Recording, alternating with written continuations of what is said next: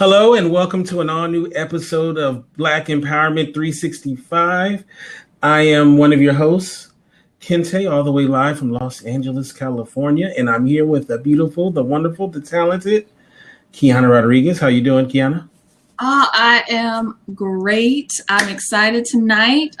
It is raining here, but as usual, we need the rain. So I'm excited. So how are you doing, Kente?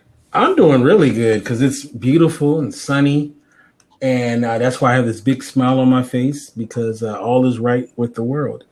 So it's really good, and I'm happy to be here. And for those who are used to us being on Fridays, we will next week go back to our regularly scheduled night. But we couldn't do the show on Friday, and we wanted to keep the momentum going. So we're doing a special episode tonight, being on Wednesday. And we have a fantastic guest. This young lady I've seen many times on Blab. She didn't realize I was checking her out. And she was with, I just told a story the other day about how I saw you in a Blab the other day. And, where I would say you were the only sane person in that Blab. And are you talking about the atheist Blab? Yeah. And and the look on your face when those guys were going on and on was priceless. And so I thought that was really good. So welcome to the show, Miss Patricia Murray. How you doing? I'm doing very well, thank you. Yes. Thank you for asking me to come on your shows. It's kind of weird for me. Usually I'm the one asking the questions, so it's on the other foot. Well, it's always weird for me too to be a guest because I have this natural instinct to ask questions, and I have to realize, it's the good spot to be the guest because all you got to do is talk about yourself, right?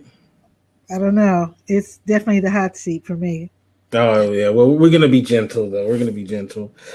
And as per tradition on this show, we always love to start off at the beginning, and we always love to hear our hero's origin story. So, of course, it's not going to be any different with you. So, where are you from originally? Where were you born? Chicago, Illinois, the South Side. South Side of Woodlawn. All right. Now, I was just in Chicago, I guess it was about a month ago. So, oh, really? Yeah, Ooh. On the South Side, too, near... Tell my folks hello. Yeah, I have a sister who lives there. I was near where Trinity Church is, that church. That's far south, right? You mean the one that's far south? Yeah. So I was like literally it was down the street, Wow. So by this park, I think the park was Euclid, maybe was the name of the park because my sister lives right across the street from this park. And but anyway, that's where I was at. So what was it like? Now, did you grow up in Chicago? Oh yeah. My folks met in college in rural Alabama at Talladega College. And my mom's from Durham, North Carolina. My dad's from Chicago. Well, Gary, Indiana, living in Chicago. And they stayed apart for a couple of years so they could raise money so they didn't get married broke. Mm-hmm. And then they got married in Durham because mom's family was bigger than his. And moved to Chicago, and they had 3 kids, and I'm the second kid. All right. Now, I love Chicago personally. The vibe there is awesome. And some of our greatest minds have come from Chicago. So what was it like, going to school there and when you were coming up, you were in high school, what was it just like living in there? I loved it. I grew up at a time, well, things are so different now. Okay, so I'm 60. So the people of my generation, for the most part, most of our parents were from the South. And Chicago at that time had more Mississippians in Chicago than in Mississippi itself. So I grew up with a lot of funny Southern sayings. And in fact, got my sweet tea. Okay, I'm just saying. So a lot of us grew up very Southern in terms of culture. But things are different now. I mean, people now, like for people my age, most of our grandparents were still in the South. But now, I would say that most folks who are living in Chicago who came after me are quite cityfied indeed. But I enjoyed growing up in Chicago. I was born in Woodlawn, which was I guess back then it was a working class neighborhood. And then our folks wanted, along with a bunch of their friends who had also graduated from HBCUs, they wanted to raise their kids in houses instead of apartments. So a lot of us, I say us, but I was only two, but a lot of us moved to Chatham, which was considered, I guess, more of a middle class type area. In fact, remember that movie, Raisin in the Sun, about the family that moved from the black inner city to the white suburbs? That was actually in Chicago, and I really relate to that. The neighborhood he was living in, that crowded black neighborhood he lived in, that was Woodlawn. That was my community. And in fact, the apartment that they shot the movie in was a friend of my dad's apartment. And the house that they moved to in Chatham, that same guy was making that same move from Woodlawn to Chatham. And they actually used his house, the new house that he was purchasing in Chatham. It's a bit of trivia that I think has been forgotten. But yeah, that's pretty much the story of our lives. Inner city folks trying to move up, moving to so-called middle-class areas, chasing out the unassuming white folks. Actually, they were very assuming because they assumed that we were going to probably kill them all. So they ran away screaming. If they had only checked us out and discovered, oh my God, all these black folks have graduated from college and they have jobs. But no, all they saw were N-words. Oh my God. Right. So now the neighborhood's all black and it's very pleasant. And I very much enjoy growing up there. Mm-hmm. I was at the Chatham movie theater when I was there. I went twice actually. Saw a couple of movies there. So I think that was one of those. Now they built that since I moved to Durham, North Carolina, but I think that was one of those Magic Johnson theaters. Okay. I think, yeah. It's in the mall, right? Like a mall area. Yep. Yeah, I think it was Magic Johnson, one of those theaters. Yeah. Mm-hmm. So how would you say that growing up in Chicago shaped who you are today? Oh my God, I didn't know I was going to get deep questions. Ooh. Actually, the way I grew up in Chicago, how can I put this? So we moved from the so-called inner city to the so-called middle-class area, whatever. The cool thing about Chatham, where I grew up, was that was a good place for entrepreneurs. Because like I said, the white folks totally just took off. That left the neighborhood pretty much open. Of course, you had to be able to afford to live there. So that was, for a lot of people, the opportunity to start their own businesses. There were lots and lots of black businesses. Also, that was the community that the what we used to call black Muslims were. So we shopped at a lot of black-owned stores. And in fact, on Cottage Grove Avenue, there were signs going up and down the street, think black, buy black. We were brought up to be we weren't brought up to hate anyone, but we were brought up to really love our folks. Wow. Yeah. So we were brought up. In fact, my little brother said that his friends thought our parents were revolutionaries because we had black art on our walls back in the days when people still had pictures of Paris and England. And we had like all the, Yeah. That's the household I grew up in. So it was a cool way to grow up. That was like the household I grew up in, with a love and respect for, ourselves, as well as, black art. My father's a curator. And so, I can definitely relate to that as well. Now, so when you were in high school, did you have a good grasp of what you wanted from your life? Or were you like some of us who took forever to realize what they wanted, or did you know what you wanted? I'm just now finding my way, and I'm 60.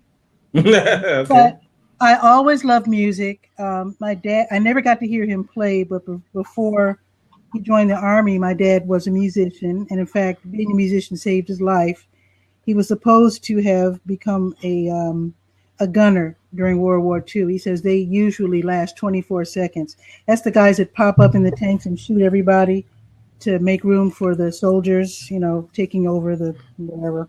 So he was supposed to have shipped out that night, and he saw a sign, poster saying that the Negro, what do they call them, commissioned officers needed musicians who could read music. And so my dad joined the band, and that made him available for my mom to marry him. So that was cool. But getting back to high school, okay, so I grew up in an all-black area, which means that for the most part, everyone I went to school with was black. I went to high school, however, in Hyde Park, which is the University of Chicago neighborhood, which means I got to see people of different races, which was pretty hip. Now, being brought up to be totally just in love with black folks, that was cool. Because actually, when you're brought up loving your people, that doesn't mean that you're going to hate everybody else. It actually means that you're going to be curious about other folks, and you're going to assume, well, they hate that. I mean, they love their people too. So I got to go to school with Jewish people, Jewish kids, Japanese American kids, a few Chinese American kids and Hispanic kids. And very often I knew more about their culture than they did because they just wanted to fit in like all kids do. Mm-hmm. So I enjoyed my high school years. I loved going, meeting new people, even though I was a shy loner. But I love music. I first started DJing when I was a kid in high school. I used to play for there was a senior lounge, and I used to be the DJ for the senior lounge, playing songs that I stole off the radio on cassette. That was ghetto style. Wow, we have a lot in common because I used to DJ, did the same thing. Wow, that's very interesting. Now, when we talking about that, you used to DJ. What was your music? I loved now we were all classically trained as kids. No, my brother was not. That's all right. My sister and I were classically trained. But we were brought up in a house where we listened to a lot of not gospel music, but spirituals, the older stuff, classical music, and my dad loved jazz. And of course R&B was our music. But then again, we also liked pop music as well, rock. So, and then because I love music so much and I had my own radio, I was listening to crazy music like polka. And I know, right? But it's happy music, and I was a happy kid. Right, salsa, Brazilian music, all kinds of stuff. I thought I was going to grow up to be a musician, to tell you the truth. Since you're asking how long it took for me to find my way, I thought I was going to be a musician. I wasn't quite good enough, so I don't mind settling for being a bedroom guitarist and DJ. Yeah. So, what instruments did you dab in?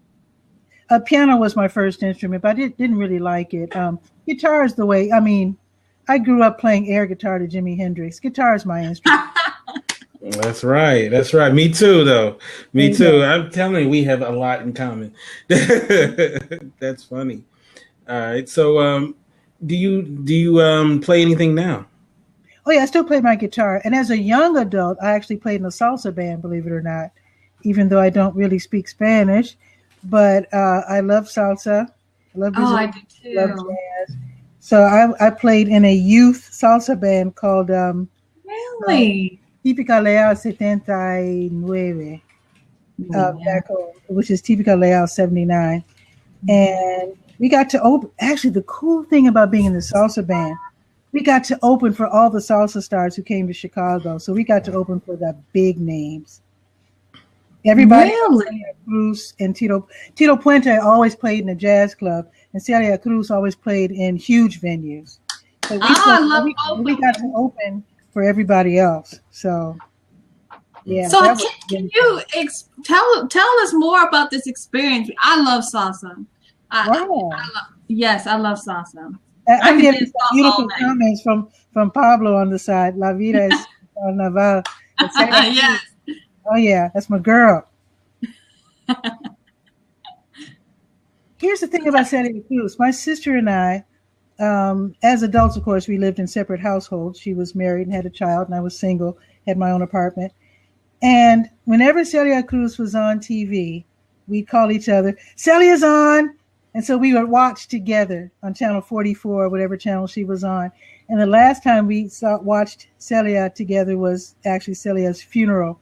And that was a somber occasion, but I thought it was beautiful because I had moved down here to Durham. And I thought that was just very touching.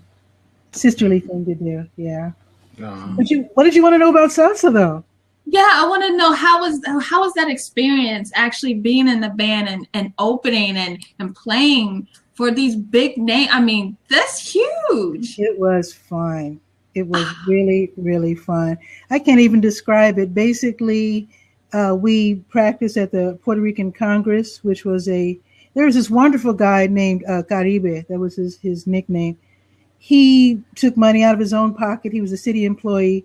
And what I didn't know until later, years later, was that he was the first to bring Little League Baseball to the Puerto Rican community. And then years passed, and he became a promoter of music, and he started a bunch of bands on the northwest side of Chicago, the near northwest side. And Típica Leal was one of them, and I joined the group, and which was pretty bold considering that was not my side of town. I don't speak Spanish, but I don't know. I was adventurous. So we played these cool gigs at like the Aragon Ballroom, and we played quinceañeras, and which is your coming out parties for 15-year-olds. And Yeah, quince. We just had fun. We didn't get paid much at all because, like I say, Caribe was, for the most part, paying us out of his pocket. He would make money, of course, because he was the owner of the band. But, of course, he was paying like 35 people. And I know darn well that he wasn't getting paid enough to pay us all. So I know he was coming out of his pocket. He was a good guy. Wow. So now, how does your story shift to Durham? What happened? Like, how did you go from this, Chicago born and bred young lady and get to little Durham? Well, my mom's from Durham. And my mom had two siblings. Obviously, my mom was living in Chicago. Her brother, my uncle, was a jazz musician. He lived all over the place. Her sister, my aunt, the oldest of the three, stayed in Durham, took care of her parents.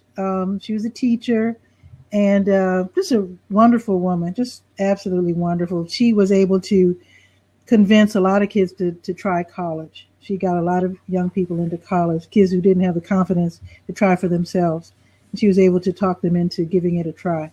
So that was pretty cool. What happened was she remained single throughout her entire life. She took care of her parents. And then Alzheimer's hit, and we didn't know. We were calling her on the phone all the time, and she sounded normal. And her friends never told us that she was living in a bad way. They probably didn't expect any of us to come down and take care of her, because how many people would do that, So what happened was my uncle died, and he was buried in Durham, his hometown.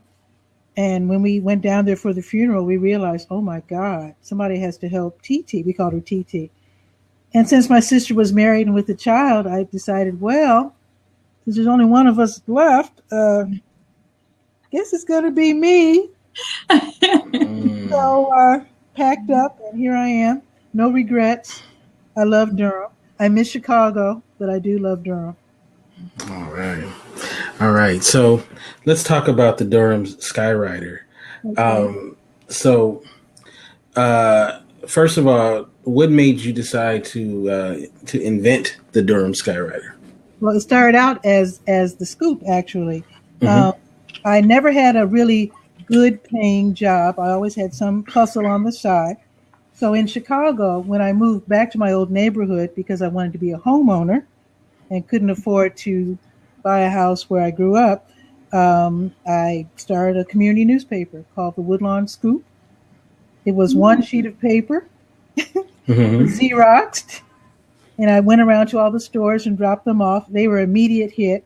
Because one thing about Chicago that I have to tell you, I know you're in LA, and Kiana, I know you're in Charlotte. I don't know if the neighborhood paper is common to your cities, but it's a very important, vital part of Chicago neighborhoods. Wow. And my neighborhood, by the time I moved back to Woodlawn, it had become what some people call a ghetto, and it hadn't had a community paper in 30 years, or a bank, or anything. Right. So, wow. But I could afford to live there. I bought a building there for $55,000, believe it or not. Yeah. So, and it was a nice building, and the block was cool. The people were cool. It was just that they were poor, and so was I. So I fit right in. So I started this community paper. It was an immediate hit. A couple years later, it became the Woodlawn Inglewood Scoop, which meant that I hopped across the expressway to another even poorer neighborhood called Inglewood. And I loved Inglewood because that's where my parents started their careers. My dad was a social worker. My mom was a kindergarten teacher. So I loved Inglewood, so I couldn't wait to get over there. And then I expanded to 13 neighborhoods in Chicago. So it became the South Side Scoop. Yeah. So then I moved here, and I pretty much just redid the Scoop as the Durham Skywriter, to tell you the truth. And to explain, it is an all positive newspaper. I don't really write about, the rapes and robberies and murders. And, I let the Herald Sun handle that. They do that very well.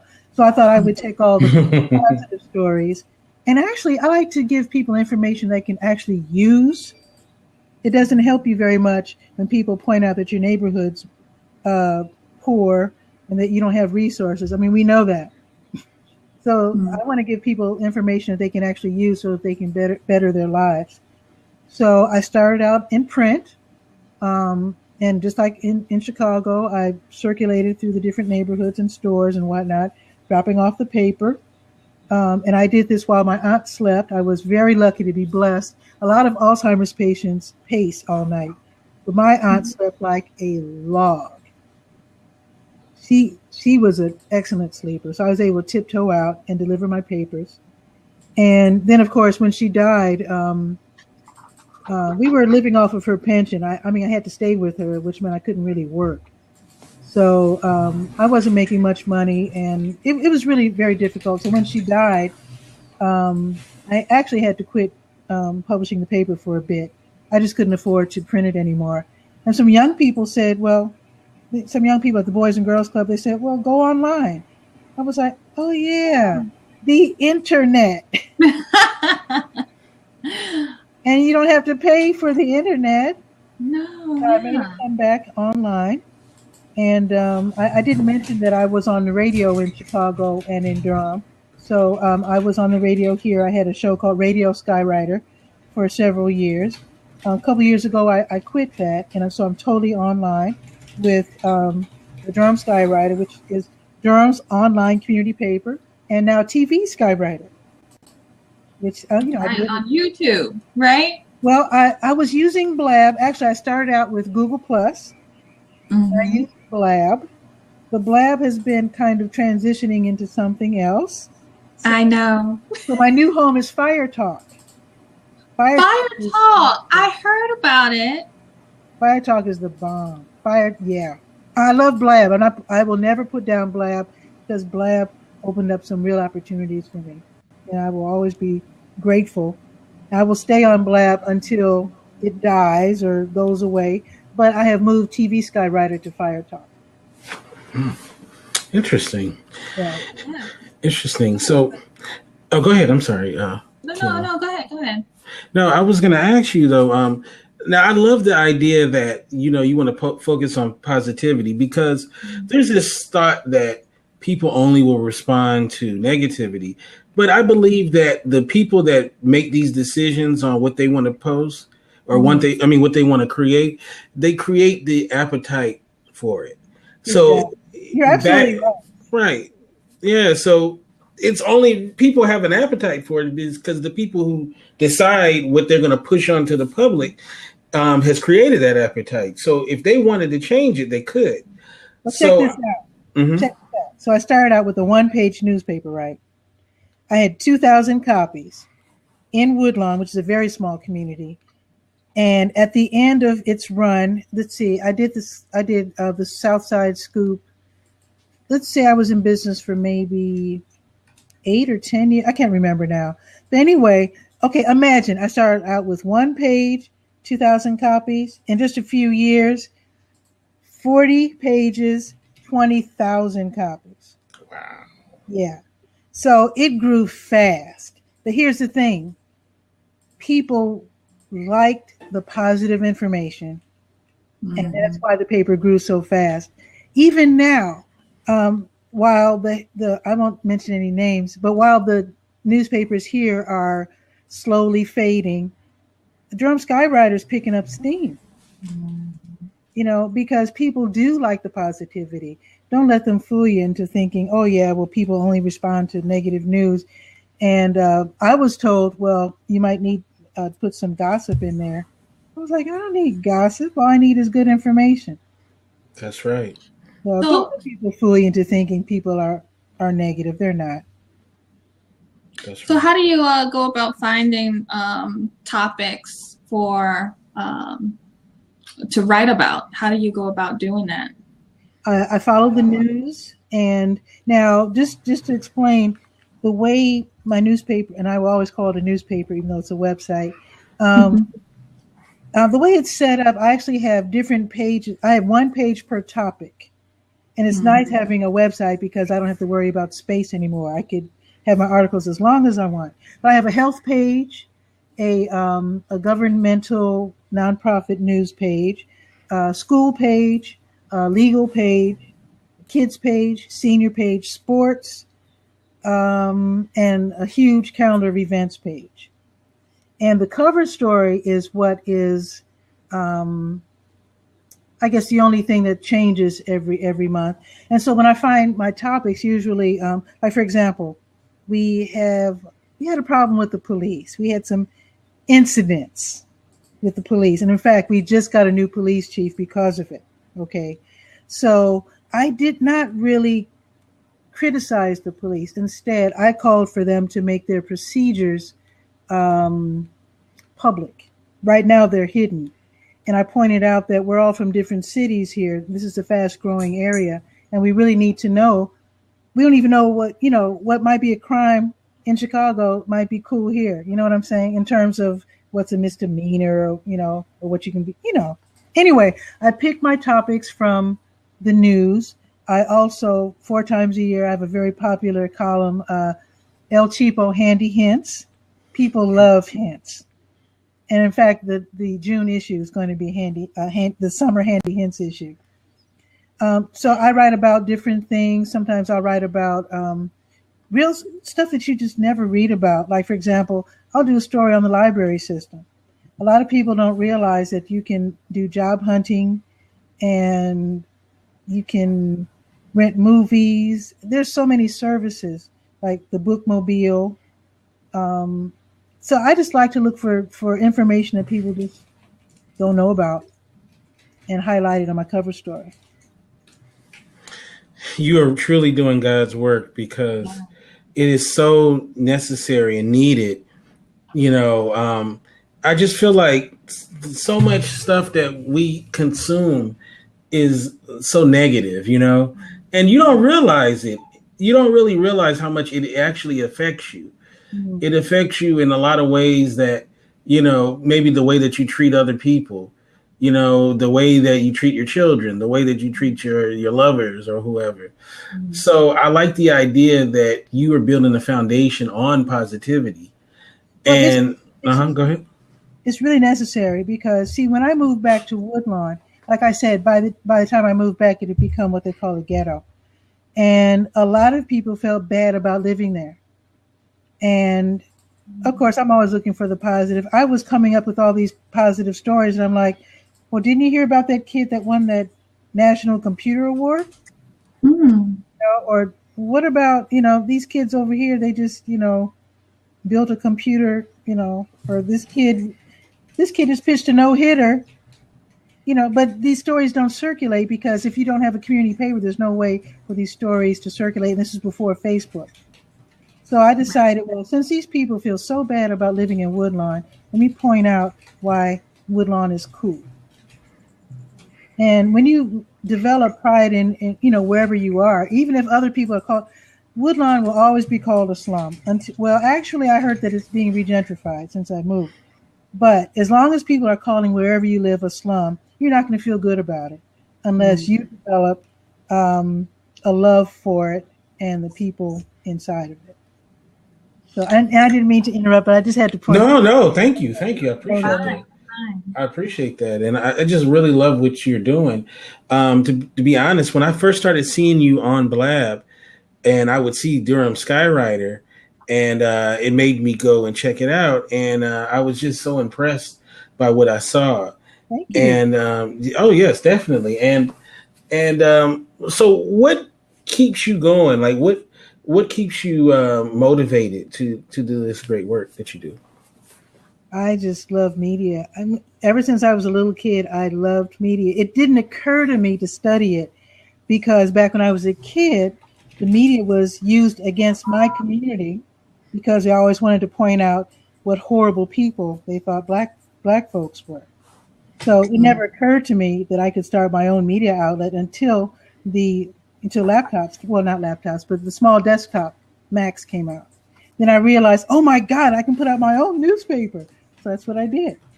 And what keeps me going? Let me tell you, the first time I realized that my paper was making a difference. But I grab some water real quick. I'm not used to talking so darn much. I'm used to asking the question and sitting back and letting my guests carry the show. Mm-hmm. You're doing a wonderful job, by the way. I'm enjoying this. It's a little embarrassing, but I'm enjoying it. But let me tell you how I knew that my paper was making a difference. So Woodlawn, at the time that I first started my paper, had a problem with used tires. We had a lot of alley mechanics. There were tires everywhere. And of course, with it being a neighborhood that had suffered a lot of fires in the 70s due to riots and whatnot, we had a lot of vacant lots. And there were tires just everywhere. I mean, it was ridiculous.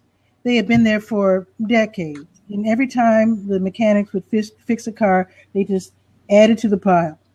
So one day, I heard about a bounty program. The city of Chicago was paying 50 cents for each spare tire.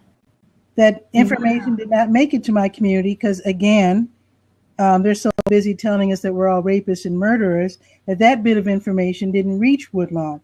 So I put it in the Woodlawn Scoop. Within 2 days, all those tires were gone. Wow. They were gone. I was like, oh my God, I could not believe it. So I knew that my paper was making an immediate impact. Wow. It was wild. It was wild. So what would you say was one of the best articles that you have written, or even the funnest that you have written? Well, the most, I would say, useful article that I've written in Chicago, with my being in like I said, low-income area, there was an organization that wanted to build a, what do you call it, low-security prison in my neighborhood. Wow. And they said, well, since most of the criminals come from these neighborhoods, you might as well put the jail in these neighborhoods. And I was like, oh, thank you. So so here's the thing. We had a crooked alderman who recently got out of federal prison, I heard. Anyway, she had told this organization not to speak to the press. She gave them the go-ahead to put up this prison. And I was chasing this guy down. I wanted to hear from this guy. So, Will's Mayor Daley. I don't know anyone who liked Mayor Daley, but anyway, or first or second. Anyway, what was I saying? Dang. You were saying that you chased this guy down. Well, yes. So I was chasing this guy down. I wanted to hear from this guy who wanted to put this prison in our community. And I said, we're all up in arms. I left a message. I wasn't able to speak to him. I said, we're all up in arms. And because we're all going to probably protest this thing because we don't know anything about it. You need to speak to me so that we can tell the community what's happening. So he granted me an interview. And all I did was to print his words. I didn't really make any big editorial comments like this is wrong. I let his own words sink the project.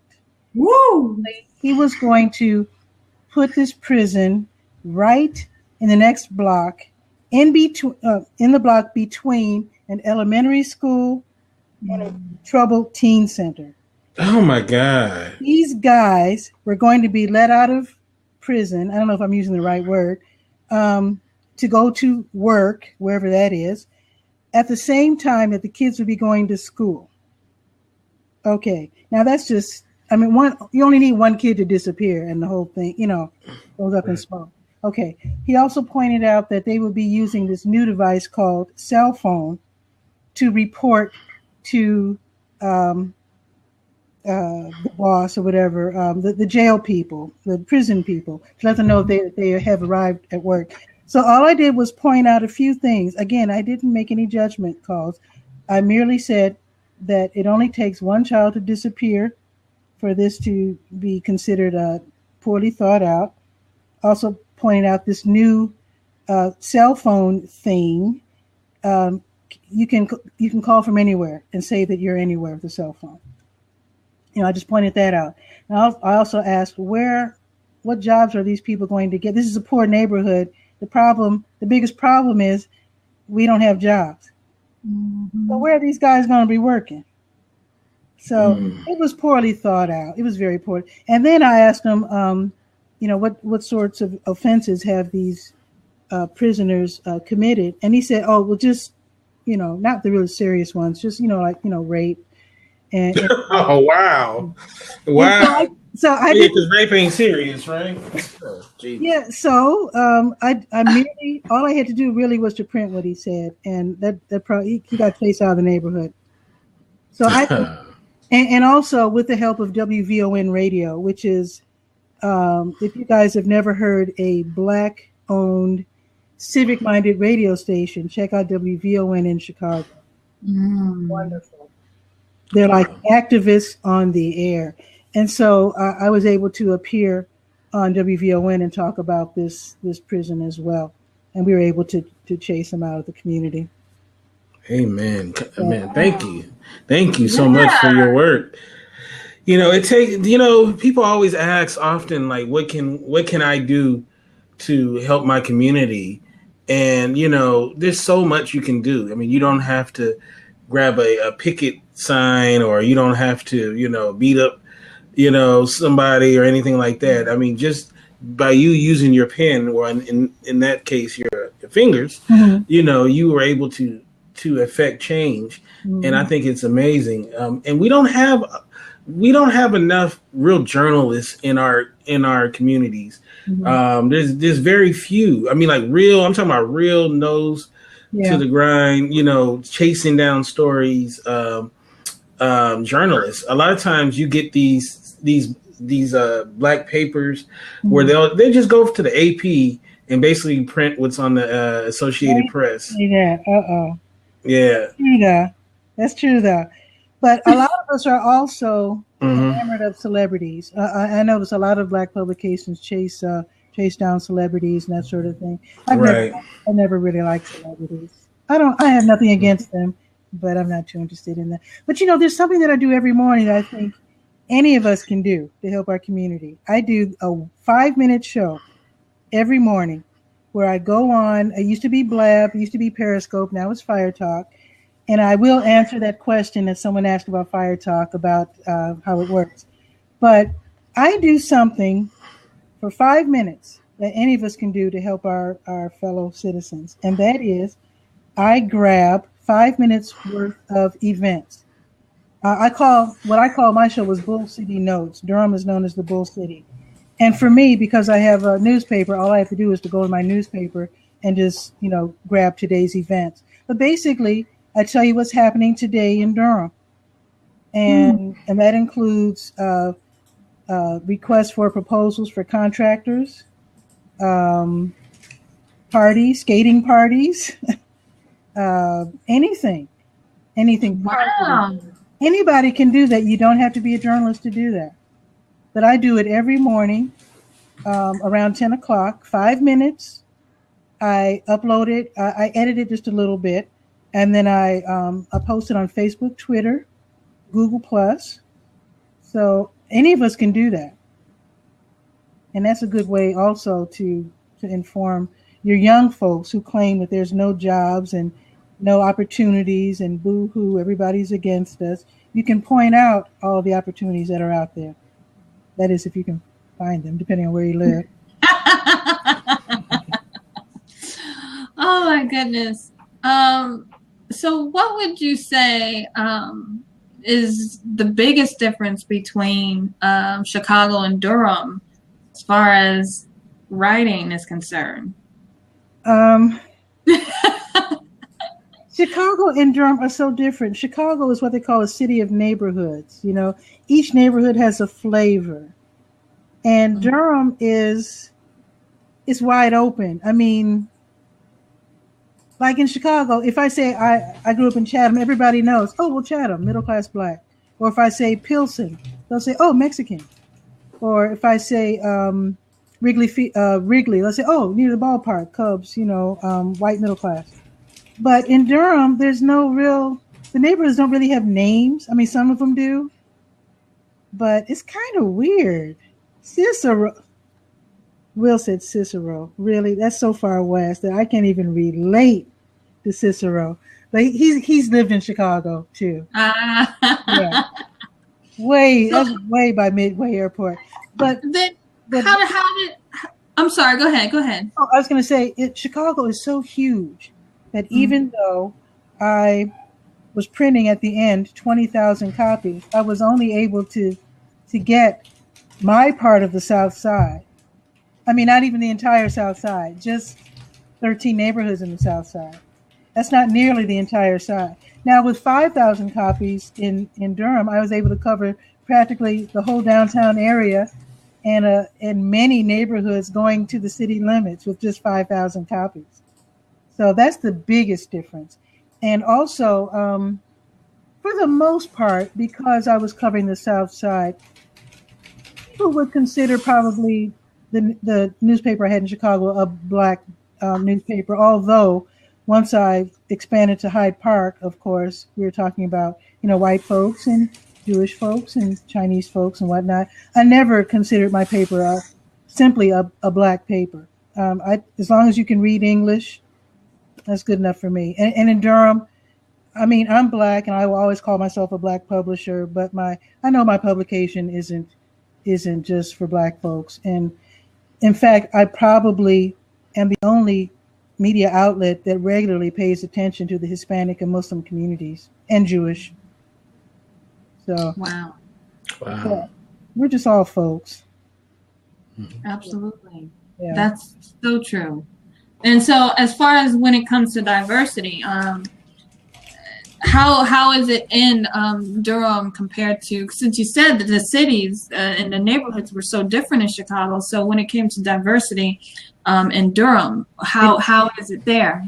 It is so different. I mean, in Chicago, suppose you're low income and you live in Woodlawn or I can't think. Well, it doesn't matter because you're not from Chicago.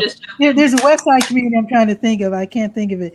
But anyway, if you're low income, all right, you live in the so-called inner city, you will go to school with everybody who's pretty much like you. They'll be your neighbors, your friends, which is cool.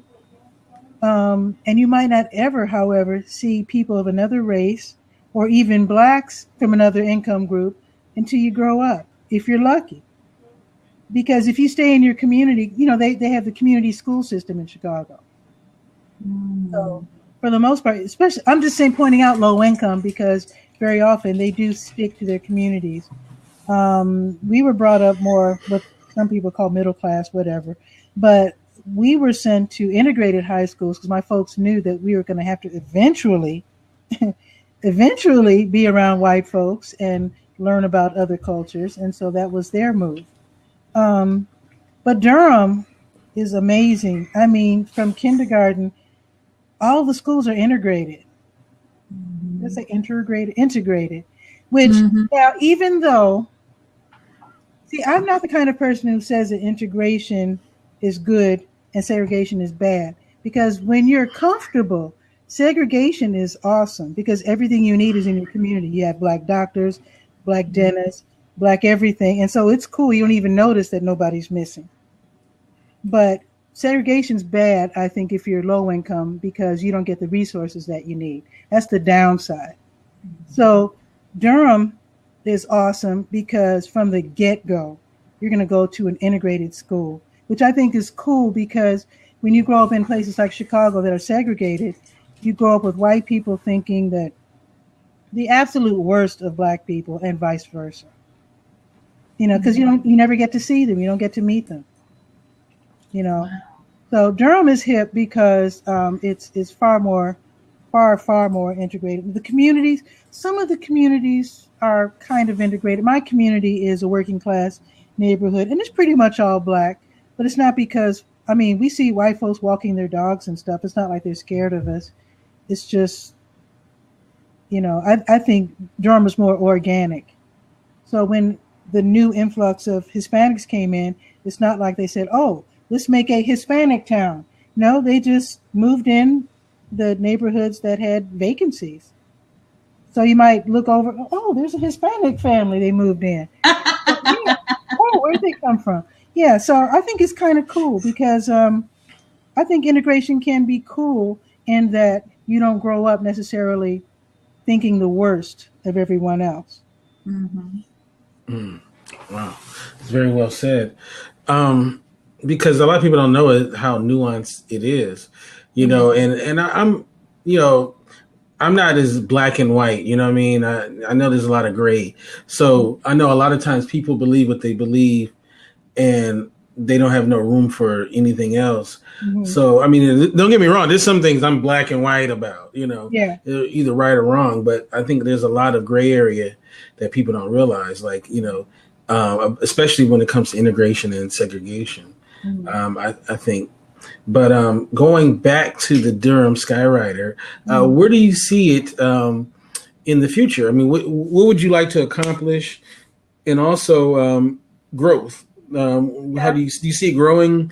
Maybe, or are you just happy where it's at? It's really morphing because it started out as a 24-page printed newspaper, which is pretty good. And again, I was on WNCU radio. That's all changed. Now I'm online with the Durham Skywriter online newspaper, and now I'm no longer with WNCU. Instead, I'm on, you know, Blab, YouTube, Fire Talk, et cetera, et cetera. I envision the Skywriter being busier, bigger, better known. I'm also folding in different things like video services. So I do video, I do photography. I always have, but now I have actually really good equipment. So I'm doing more and more video. So what I want my newspaper to be is a place where you can get all the information you need, plus videos. I only have a couple of videos in every issue, but I want eventually every page to have what's happening in terms of video. I want to be able to travel around and take pictures, do videos, interview more people on the spot as opposed to formal interviews. I want to do more embedding of my interviews, my formal interviews in the paper, make it more seamless. It's not quite as smooth as I want it. Yeah, so I want to be able to do more like that. Also, TV Skywriter, which I do online, I have an agreement with the local cable. And listen, folks, you can do this too. I have an agreement with the local cable access TV stations to play my show. Really? Skywriter's on YouTube, Fire Talk, and also it airs on cable access TV in Durham and Chapel Hill. Wow. We have, like I said, we have so much in common because I started on public access as well. And right. And a lot of people don't realize what a great tool it is.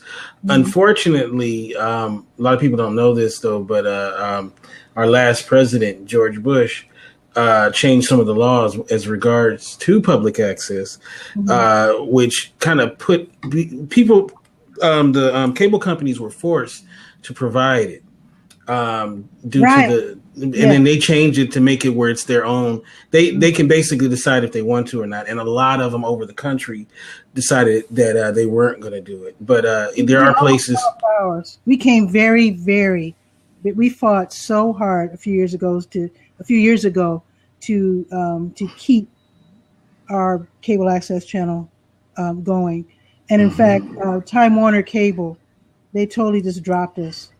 So now we're independent. We had to raise the money, and we had to coerce the cable access channel next door in Chapel Hill to adopt us and to help us out.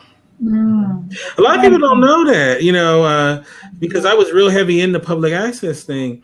And I remembered when those places started shutting down here in Los Angeles. And there are some pockets of places where the community says, this is something that provides something to the community, and no, it's not going anywhere. And I know there's some surrounding communities, and generally they're not us, the black areas for sure, where they are, where they're basically saying that you're not going to take this away, and that they've written into the community bylaws that public access must stay forever. So. But it's a real thing. But so I definitely respect the work that you're doing, and also too, I'll say how difficult it is what you're doing. When you started out printing it out, I had a newsletter that I started some years ago, right? And man, a printed newsletter, right? Yeah. It came out wonderful. It was really good. Guess how many issues that we actually produced? I don't know. Just guess. No, I don't know. Was it a weekly or a monthly? Mine was a monthly. Yeah, mine was going to be bi-monthly. Okay. Just guess. Just throw out a number. You can do that in the audience. Did you last a year? One. That one was so much. It was one. That's what I was thinking. I said 5. I was going to say 1. I wish we did 5. It was so much. Bless your heart. It was so much to get that one out, and that one was awesome. But I was like, okay, wait a minute. How many pages did you have? Remember, I had 1 page. How many pages did you start out with? We had 8 pages. Okay. See, sometimes people bite off a little bit too much. That's what we did. I started out with 1 page. That's it. Technically speaking, even though I'm saying 1, it was actually 4 because I folded it to make 4 pages. But here's the thing. And actually anybody can start the way I did. I had 1 11 by 17 sheet of paper folded to make 4 pages. But there was a cover story. There was a news tidbits on page 2. Page 3 was the calendar of events. Page 4 was ads. I went to the stores that I stopped at because they knew me, right? I said, why don't you take out an ad? They're like, yeah, okay, cool. And then starting with the second issue, one of the University of Chicago neighborhood banks advertised with me, and I was shocked. That's a big bank. And that kept me going for a while. And I asked the guy, I said, why do you want to advertise in such a small paper? He says, you have the zip code we want. In other words, they knew that even though it was a low-income area, we had plenty of working people, and they wanted them to bank at the Hyde Park Bank. So I was able to handle, one sheet of paper folded for, I think it stayed that way probably for maybe for a year or so before I added a page or 2. I wish I could. You know what? If I could send myself back in time to that moment when I decided to do that thing, I would have done just 1 sheet. Maybe I would have lasted a little bit longer. But so that's why I'm giving you so much props, because it's hard. It's hard to do an online thing, and keep it relevant and keep it updated and keep it, So I salute you and the work that you do. I love it. Yeah, I'm glad that you do, because we definitely need more of this. And if for those who may not have taken a look at the Durham Skywriter, let me post the link again, and we're going to have it in the show notes as well. Oh my God. Make sure you guys check it out, and I'm subscribed to it. And I'm asking everybody who's in here, if you're not subscribed to the Durham Skywriter, shame on you. I want everybody who's here on to subscribe. Me. I need to subscribe. I want everybody in here to subscribe. We're putting you guys on blast. If you don't say that you want positivity and then you have it right here, you're not going for it. So, check it out. It's wonderful. You will not be disappointed. And, let me point out that you will still see May information if you look at it now, because with it being a website and not a newspaper, I roll in information as I get it during the first week. And that is why I cover, like the June issue covers June and the first week of July. That gives me a week to roll in the new information. Right. So you'll see a bunch of stuff change tonight. As soon as I'm done with you tonight, I'm going to hit the computer and doing some updating. Now, I'll tell you things that you will not see on there. You won't see people on there twerking. You won't see people on there acting a fool. I'm pretty sure you won't see gorillas dragging kids around and all of that stuff. You will see wonderful, positive information. So let me tell you about the cover story, because it's only going to be there probably until the weekend. Check out the cover story. I don't know if you remember Tom Brown, Funkin' for Jamaica. Oh, yeah. He was a commercial pilot, and he lives down here now. He and a gentleman named Captain Wheeler have founded a pilot.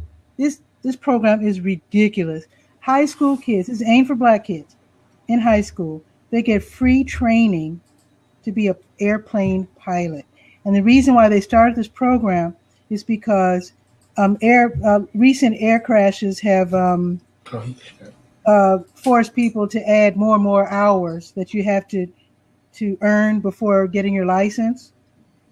Okay, and he says that the average black person just can't afford that kind of airtime, because you have to pay, of course, to rent these planes and to practice.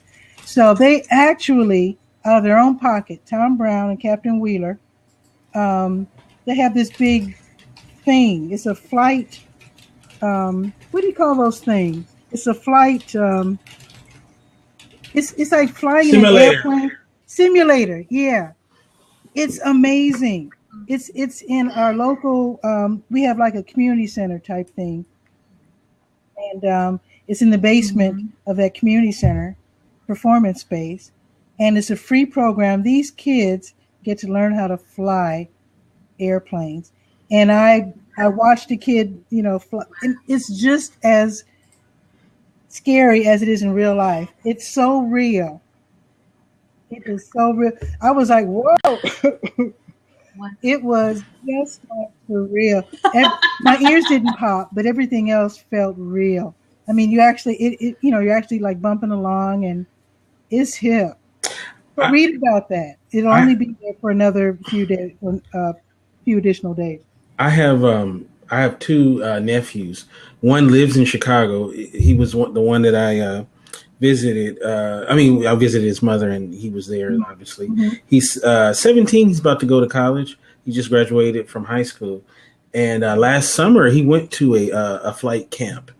And because he wants to, that's something that he wants to do, is be a pilot. And I have another nephew who is about 22 or 3, something like that. And that's what he wants to do, is be a pilot as well. He's went to school for that as well. So I will definitely send them this article and make sure that they check it out. Now, real quick before we continue with the last part of this interview, we have a section of the show that we affectionately like to call This Day in History. And we're going to do This Day in History for June 1st, because that's what today is. So we're going this date. We're going to go to 1921. It's June 1st, 1921, and it is the race riot in Tulsa, Oklahoma, where 21 whites and 60 black people were killed in the famous Black Wall Street. So I felt like, I guess it was meant to be that we were going to do a show on today, because we talk about Black empowerment, and one of the symbols of Black empowerment is Black Wall Street. And and I noticed that this year there's been quite a bit of renewed interest in that story. So and today is the anniversary of that. So and that's not the only place it took part. There are other many similar events. Yes. Yeah. Yes. So, but I definitely wanted to say that, and also too, we're going to give a real quick room shout out. Of course, the three of us is in here, but we also have, I believe it's Aurora, Sima. We have Carlton. We have Pablo. We have Steph. We have Gerald, Karen, and William. And I'd like to thank everybody who's come in, and all the people who will be listening on the downloads and the replays. And I appreciate all the love and support that you guys come in on a Wednesday, not our normal day. So we talked about the future, and we talked about some of the things that you want from this. Do you have a dream interview? Somebody that, if you could score an interview with, it would just make your millennium. This is really weird. I always wanted to interview Mae Jemison, the astronaut, Mae Jemison. Oh, okay, yeah, Mae Jemison. She's from Woodlawn. Okay. Where I'm from. And she grew up to become an astronaut. I remember being so thrilled watching Star Trek when she was on Star Trek in the 90s. Guest spot. We were like, wow, she's the only person who's actually been up there. But yeah, I would love to interview Mae Jemison. Oh wow! We got to make it happen. We got to definitely make it happen. Are they? Is she on social media? I don't know. You know what? I need to look up where she is. Last time I heard from her, not from her. I mean, right.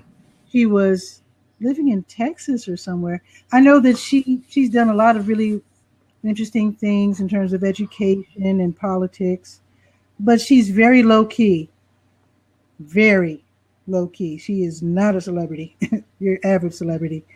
So, but yeah, I'd love to interview her. That would be awesome. That would be awesome. It's so funny nowadays. If you have enough money, you can actually go to outer space. They actually have it now where, you get all these rich people. You notice you got money to throw away when you can just. What's that? What is that? Where you pay the $1 million? Right.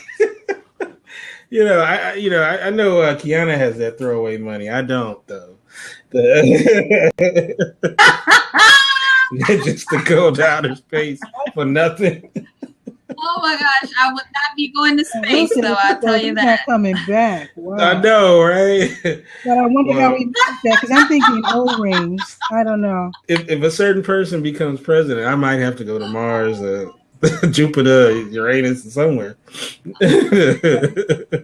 Well, Does anyone? I love science fiction. Go ahead. I'm sorry. If you looked at the newspaper clippings I was saving as a kid, you would realize how much I love science fiction, because everything was about the space program when I was a kid. I thought that was so exciting. Mm-hmm. Yeah. I love it. Love science fiction and stuff.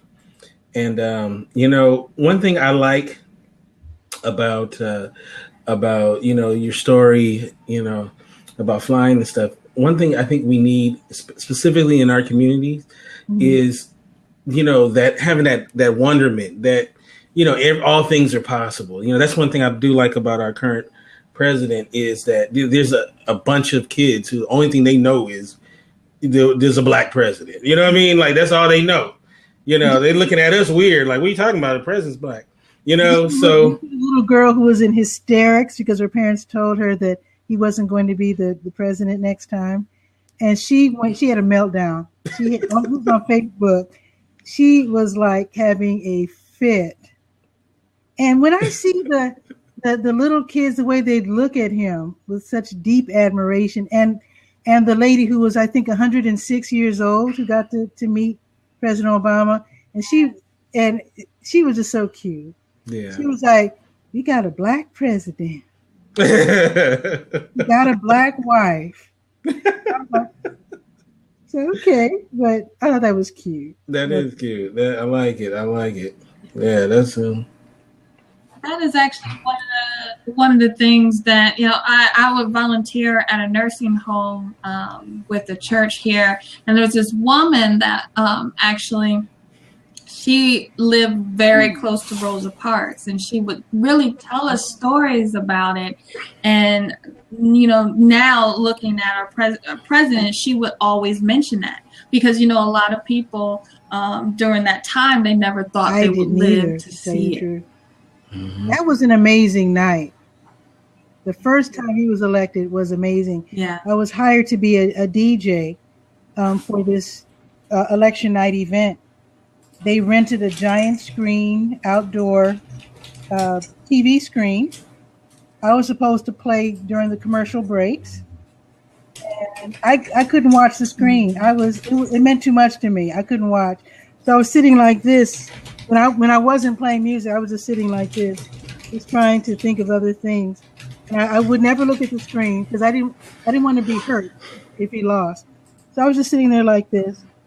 And when they said he won, I was like, "What? No way!" But I grabbed my camera. I had the presence of mind to grab my camera, and I took a picture of this little white boy going, "Yay!" And behind him is this old black guy looking up, and one tear's coming down. Yeah. I was like, wow. Yeah. I had a great moment like that when the house was full of family and friends, and it wasn't even it was kind of an impromptu thing. People were just like, they wanted to come to the house to share that moment, and so everybody was there. I mean, all kind of family. My this is when my father was still alive. And because we thought we're going to find out a little bit later, and then all of a sudden it just popped on the screen that he was the next president. And I remember everybody in there, I'm talking about the hardcorest cats, was in there bawling, crying. And, I'm a tough guy, and, but when I looked over and saw my pops, he was in tears, it got me. So, don't tell nobody though. But, yeah, it was cool. Now, thank you, Lively Debate. He actually included, he found Mae Jemison, email, Twitter. And, what I'm going to say is I'm going to tweet her to do an interview with you. And I'm asking everybody to do an interview, a tweet, so we can make this happen. So we're going to use the power of us. Probably faint. So what we're going to do is I'm asking everybody, we're a village, we're a community here, to go on Twitter and let me repost it and say I'm going to do it now. We want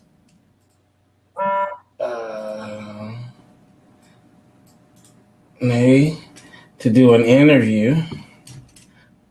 This is so riveting. Do an interview with. Wow! If this happens, I'm going to come right back here. And so I'm sending out the tweet right now because we want to make this happen. Whoa! I'm sending one too. This is wild. Yeah, because we got to show our power. We got power. All right. Well, I'm her homegirl, as it were. Yes. All right. Thank you. This is wild. So hopefully our prayers will be answered. Thank you. I'll let you know what happens.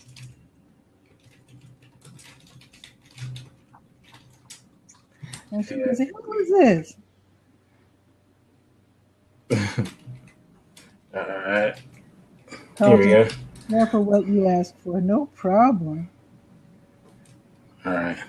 So, actually, it's funny. I've done stuff like this before, and it actually works. So, all right. So definitely, it's been such a pleasure to chat with you. Thank you. Thank you I, for asking me. I'm so thrilled to be here. I'm about to brag on myself. And I'm a very humble person, but I'm not going to be humble right now.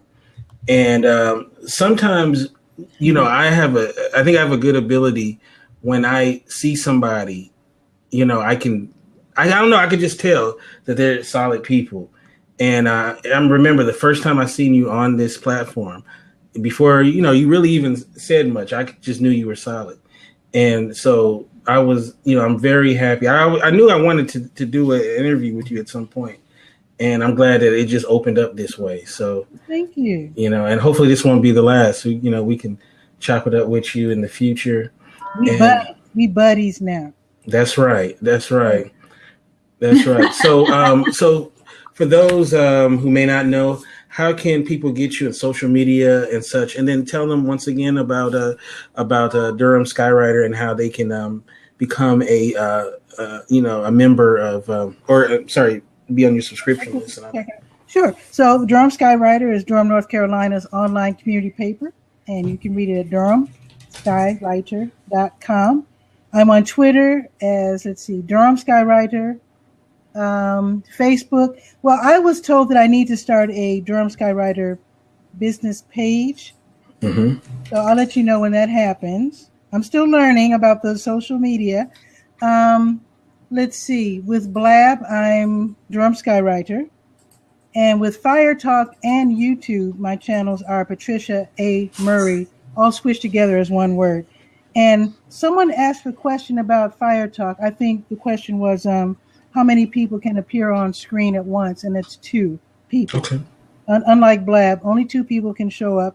But the cool thing about Fire Talk is that you have your own channel, which means you can upload YouTube videos and they will be on a playlist that rotate 24/7 until they're interrupted by your live broadcast. And then when you're done with your live broadcast, and we'll resume rotating through your playlist. And the reason why I like it so much is because as a journalist, sometimes I'll invite somebody important to come on my show, and they'll have their people to check out the platform, right? And sometimes Blab is it's embarrassing, because they have like these off the wall titles. So Fire Talk is far more professional, which is nice. But also, as far as the channel's concerned, I used to tell people to just check my YouTube channel if they wanted to see my work. But my YouTube channel contains all of my work, good and bad. My old stuff is not very good. I didn't have any bandwidth. We're talking fuzzy pictures. And it's like, who is that? Yeah. So now I can choose my best work and add them to the playlist on Fire Talk. So now when people want to check out my work, I can tell them to check out my Fire Talk channel. And they can see reviews and videos and things of that nature, but only my best.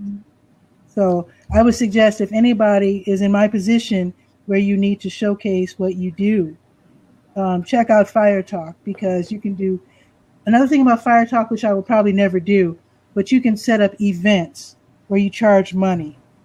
Like house concerts or webinars and whatnot. So you can set it up. I think you have to sign up with not PayPal, but something called Stripe.